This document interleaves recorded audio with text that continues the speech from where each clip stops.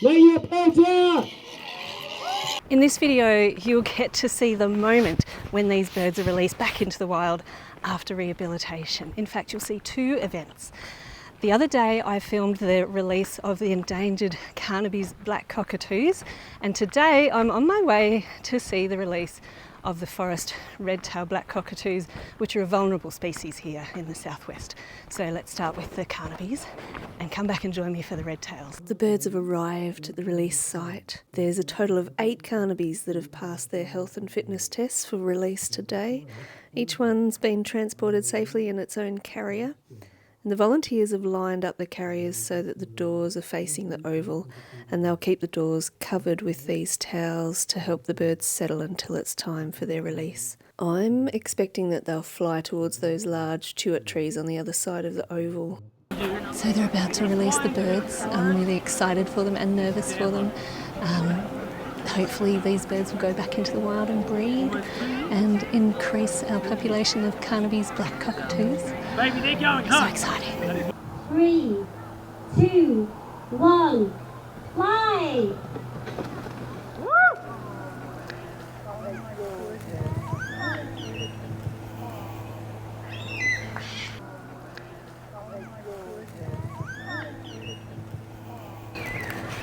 You can hear them, they haven't flown very far, they're still hanging out in the national park.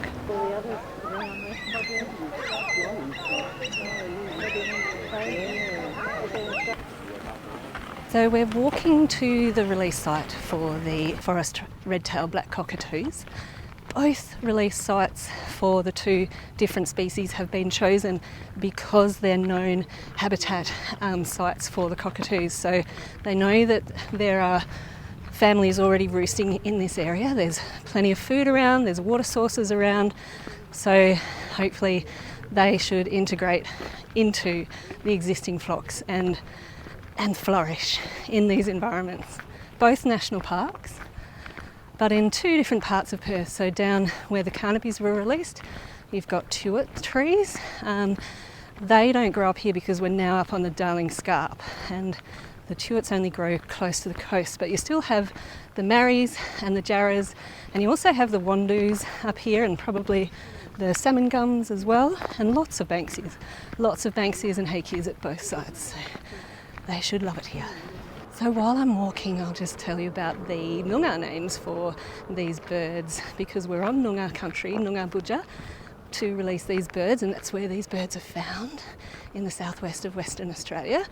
The Noongar name for the Carnabys is Ngulak, starting with an NG, so sounds like ng, like at the end of song, Ngulak. And the forest red-tails are known as Karak.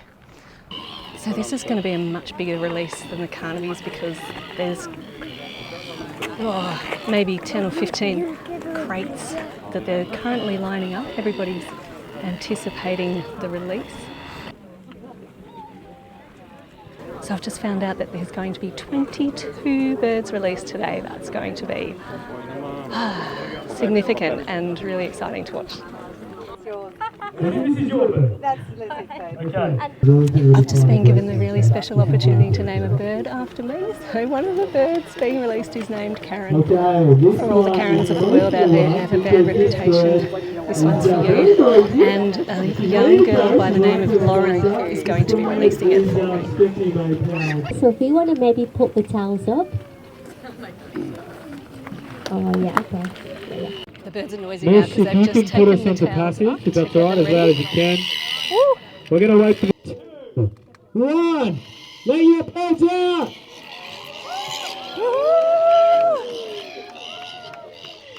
Come on, buddy.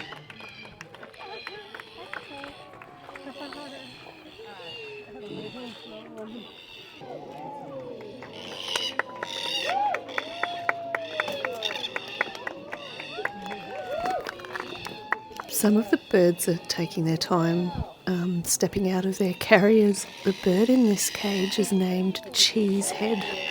I'm not sure exactly where she got that name, but I do know she's had a long road to recovery after being hit by a car, so this is really good to see her being released. Ladies and gentlemen, that's Cheesehead!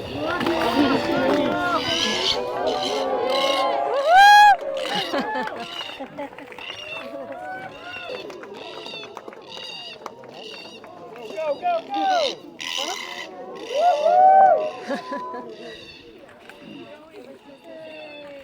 Look!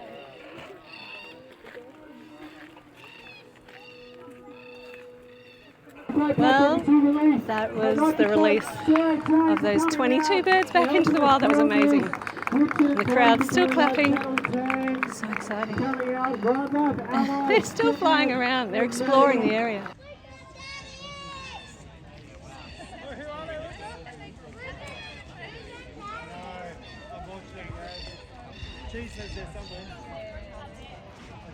One of the volunteers was telling me that they can fly long distances, so they should be able to find their own family again, even though they've become family together at the Perth Wildlife Hospital. Some of the females have had males actually visiting them at the hospital who found them at the hospital, so that's good. That's hope that they should be able to find each other and reunite in the wild. Oh, that's so lovely.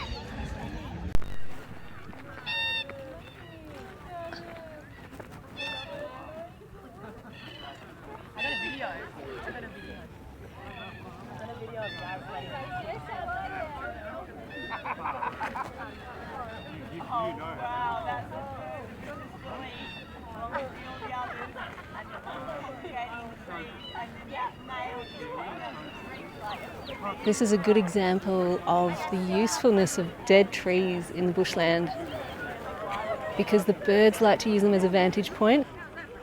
Well, that's hard to describe. It's so wonderful to see animals being released back into the wild, and it wouldn't be possible if it wasn't for the help of all the volunteers that were involved in today's release. I'll put links down below so that you can check out their websites. You can sponsor black cockatoos if you want to. There's actually more flying right over me as I film this.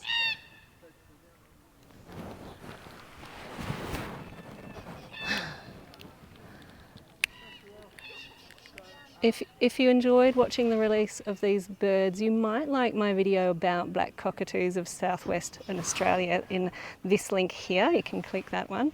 Enjoy the rest of your day. I hope you get out in nature soon. Leave a comment below if you want to share any stories that you have about seeing a release of any wildlife or any wildlife stories. I would love to hear about them. Thanks for watching.